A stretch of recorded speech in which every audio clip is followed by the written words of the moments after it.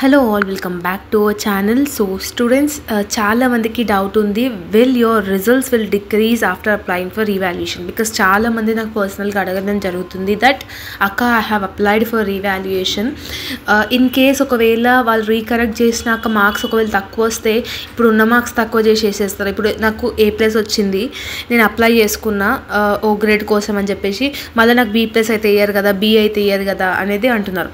So in this video I will tell you that clarity that previous వీడియోస్లో నేను already చెప్పినాను, అట్లా ఏమీ ఉండదు. ఫర్ ఎగ్జాంపుల్ మీకు A గ్రేడ్ వచ్చింది, మీరు అప్లై చేసుకున్నారు రీవాల్యుయేషన్కి, ఓకే. సో ఒకవేళ రీవాల్యుయేషన్లో మీ యొక్క మార్క్స్ ఇంక్రీజ్ అయితేనేమో A+ అయినా O గ్రేడ్ అయినా వస్తుంది. అంటే కంపారిటివ్లీ లాస్ట్ దాంతో కంపేర్ చేసుకుంటే నీ గ్రేడ్ అనేది ఇంక్రీజ్ అవుతుంది. ఒకవేళ వాళ్ళు రీకరెక్ట్ చేసినా కూడా నీకు ఏమి మార్క్సెస్ రావు, కరెక్ట్గానే ఉన్నాయన్నీ ఓకే అంటే నీ మార్క్స్ డిక్రీజ్ అవ్వవు, ఏనే చూపిస్తుంది. ఈవెన్ దో మీకు మార్క్స్ తక్కువ వచ్చినా కూడా వాళ్ళు మళ్ళీ మీకు వచ్చిన రిజల్ట్స్ మార్క్స్ వేస్తారు, కానీ ఇంకేం డిడక్ట్ మాత్రం చేయరు. ఇంక్రీజ్ అయితేనే ఇంక్రీజ్ అవుతుంది, డిడక్ట్ అయితే డిడక్ట్ అవ్వదు, ఓకేనా. So this is the thing.